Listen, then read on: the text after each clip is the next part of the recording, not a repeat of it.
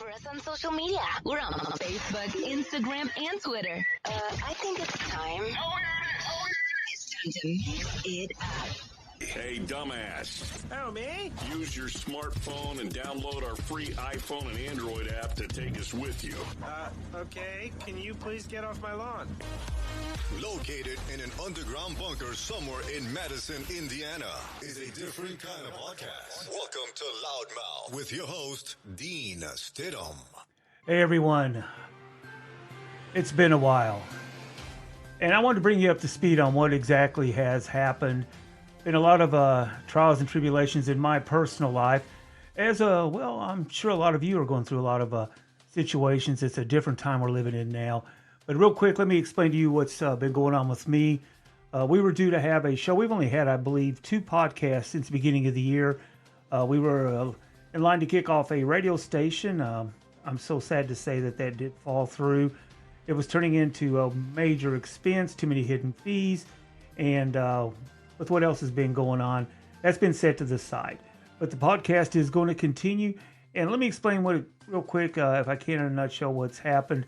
We had a big show scheduled for, I believe it was the latter part of February, excuse me. And my news director, who I worked with many years back, Tom Ackman, was due to be on the show with me. Well, he had a major CVA, a stroke.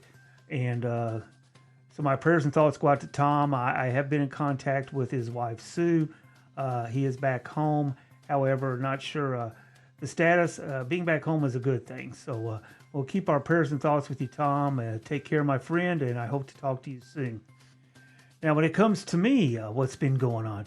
Well, I've since my knee was fixed, everything was going good. Then I started getting this non-productive cough. And it turned out that I actually cracked a rib coughing so hard. Had to take care of that. Found out I had a gallbladder that needed to be removed. And they couldn't do that due to the fact of my breathing issues and the coughing. Not sure what was going on there. I did want to thank Dr. George Alcorn for taking me on as a patient. He had been looking into this. He said, we'll get everything worked. Well, you know, when you go to the doctor, a lot of times I ask you how you're doing. You say, I'm doing okay.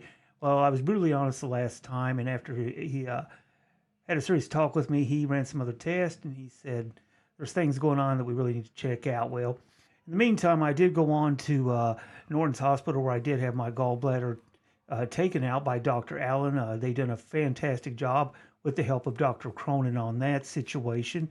And with that being said, let's see where we at.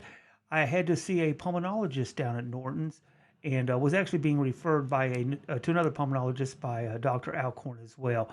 Anyway, long story short, I'm on 4 liters of oxygen the rest of my life. I wish that was the end of it. Probably not. It looks like I do have now pulmonary fibrosis. And that's the preliminary diagnosis anyway. But with all that being said and done, hey, I'm here. I'm doing okay. I'm still breathing. I'm on the different side of the fence for the first time in a bad way, sort of, kind of. But that's okay. I do appreciate all my co-workers for reaching out. And I truly am in an underground bunker right now. I'm not able to get out at all. But that'll pass too, I hope, soon. I know a lot of you are going sort of through the same thing, but we will get through this. And once again, when it's all against us, it seems like we pull together in times of stress and need. Society that's so connected is so disconnected. It's sort of strange, but thank goodness for social media. I'm not going to take a lot of your time up today. I did have a couple of clips I wanted to play and get your thoughts on. Real quick, one of the doctors on the front line in New York had some great advice concerning contacting the coronavirus, which, hey, here in Jefferson County, we're in really, really good shape. But I think that's due to the fact that we've had some good leadership and we've been doing the right thing. With that said, he said that he thinks, and he has been on the front lines from the beginning. He's never contacted the virus. He said that his takeaway is hands to face. If you touch anything at all you think that might be or have the virus on it, do not, under any circumstances, touch your face. Do you have the chance to Purell or clean your hands, as they tell you to. Apologize for that. Background noise. Anyway, sounds like good advice. Here's also some good advice. I want to thank Sherry for sending this to me. Check this out. I think this is some real good advice. 1. If you have a runny nose and sputum, you have a common cold. 2. Coronavirus pneumonia is a dry cough with no runny nose. 3. This new virus is not heat resistant and will be killed by a temperature of just 26/27 of a degree. It hates the sun. 4. If someone sneezes with it, it takes about 10 feet before it drops to the ground and is no longer airborne. 5. If it drops on a metal surface, it will live for at least 12 hours, so if you come into contact with any metal surface, wash your hands as soon as you can with a bacterial soap. 6. On fabric, it can survive for 6 to 12 hours. Normal laundry detergent will kill it. 7. Drinking warm water is effective for all viruses. Try not to drink liquids with ice. 8. Wash your hands frequently, as the virus can only live on your hands for 5 to 10 minutes, but a lot can happen during that time. You can rub your eyes, pick your nose unwittingly, and so on. 9. You should also gargle as a prevention. A simple solution of salt in warm water will suffice. 10. Can't emphasize enough, drink plenty of water. Update 2.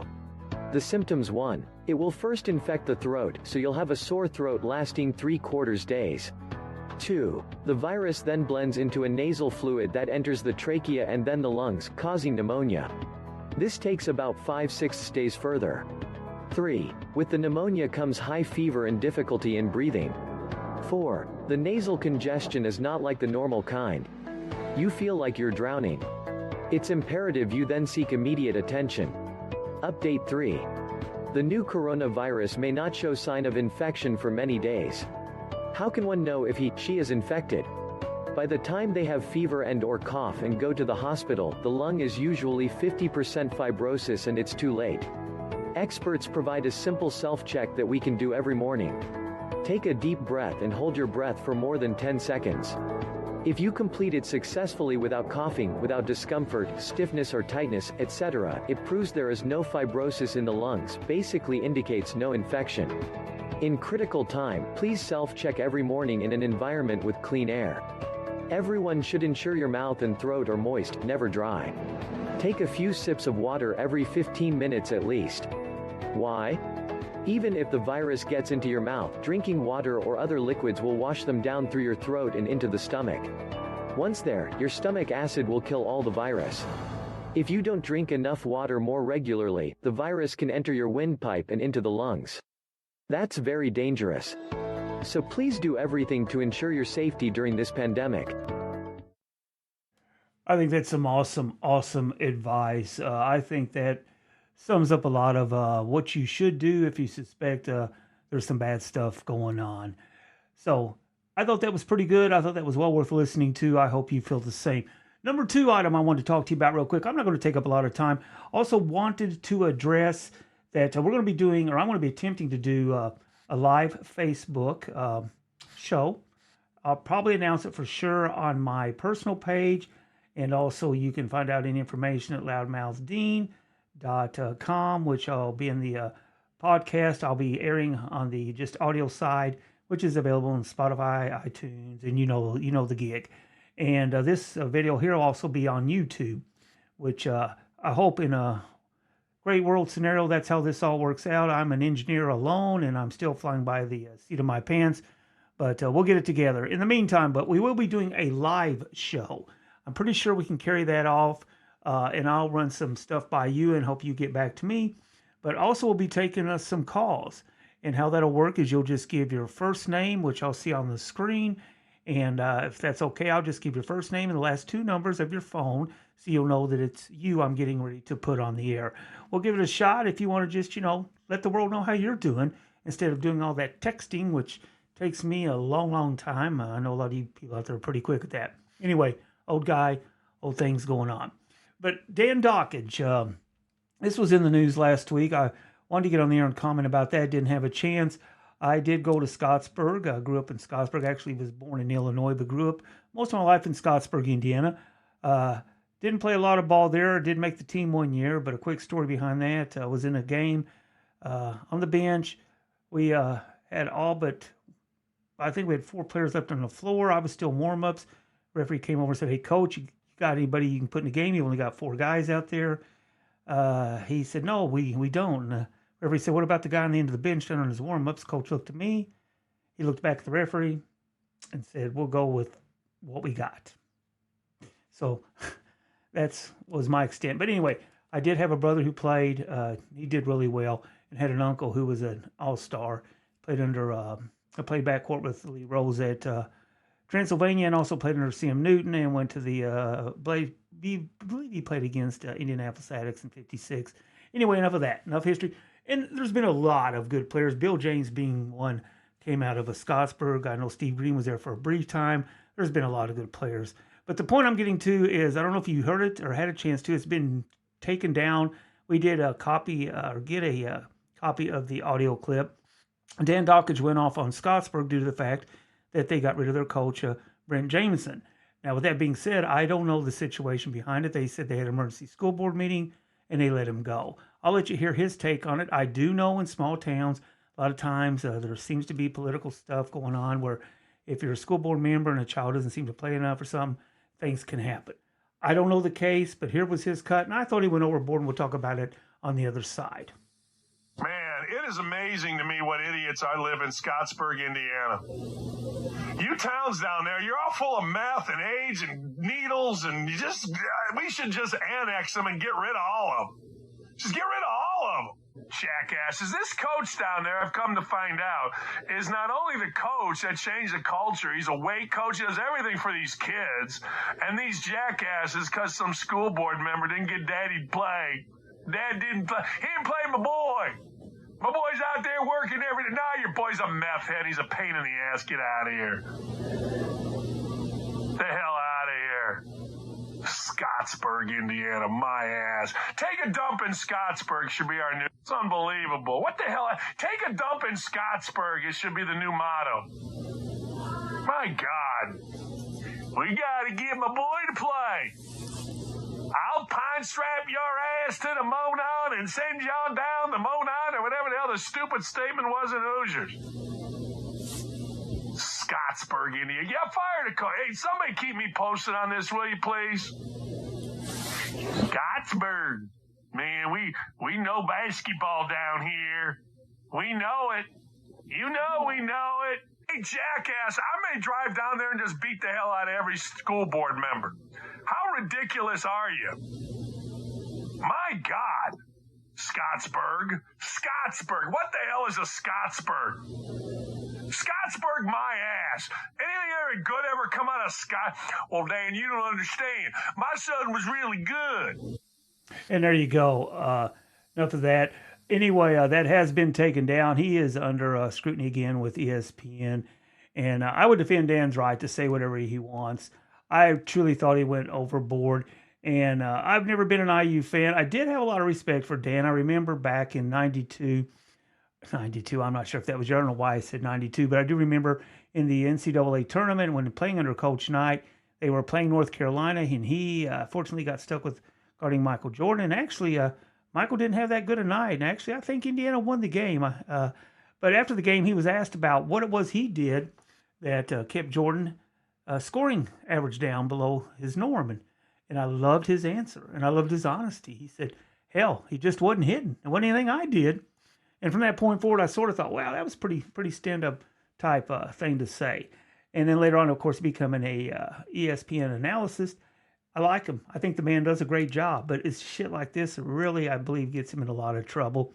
But hey, I'm sure he'll come out on the other side. I thought it was overboard, but you know, it is what it is. There's probably a few people out here, and especially in Jefferson County, being the rival they are with Madison, that agrees with it.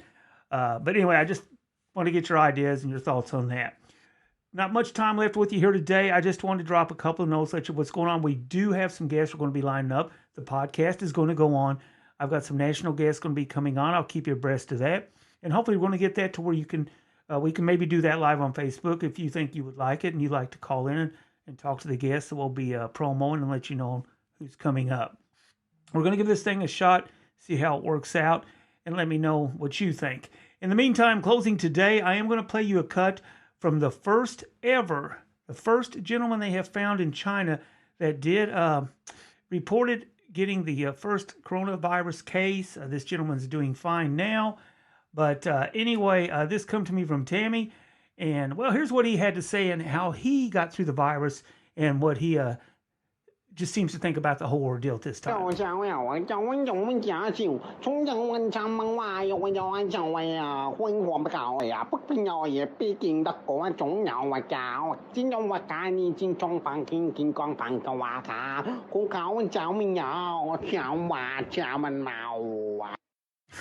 And now, there again, don't anybody go crazy on me. I know technically that's probably racist, but it was all in fun. And hey, let's be honest, it did come from China. So I know I'll get some pushback on Facebook and I'll be get slammed on that, but that's okay. It's all good and fun to a certain point because they did give it to us. And I don't believe anything comes out of that country myself. That's up to you to decide. If you watch this on the video side on YouTube, I'm noticing through my camera that I'm lagging. So it's going to sort of look like it was maybe made in China or Japan, where, the vocals don't, or the audio doesn't quite line up with the video. So I'm already seeing a glitch. But I want to shoot it out there and see what you all think. I hope that on Facebook Live that everything will go a lot better. The only problem or only thing I'm concerned about is when I play these cuts, it not being at the level that you can hear. But we'll check it out, and if it's not, you can contact me. This will be on the podcast side. I will announce when I do my promo on my personal page about it being on the podcast, but also the fact that you can catch it on YouTube if you want to see a little of the video and see this big old ugly balloon head, me on my 4 liters of oxygen now until the rest of my life, which hopefully with my pulmonologist in Norton's being the guy that he is and being as good as I've heard from Dr. Ullman, that could be a few years. In the meantime, y'all take care. You're doing a great job. The EMS people and our officers, God bless each and every one of you guys are on the front line. Once again, this is why you make the big bucks, right? Yeah, that's another whole damn podcast. Y'all hang in there. Take care. God bless you. And I'm sure our government will remember you on the other side, just like they did the emergency workers that went in on 9/11. God bless each and every one of you. Take care. I'll talk to you soon. This is Dean with Loudmouth. In the meantime, if there is something that you think would make a good show or you want to contact me, you can leave a message at 812-493-3236 or drop me a line at mustseevideo2522 gmail.com. In the meantime, take care. We'll see you on the other side.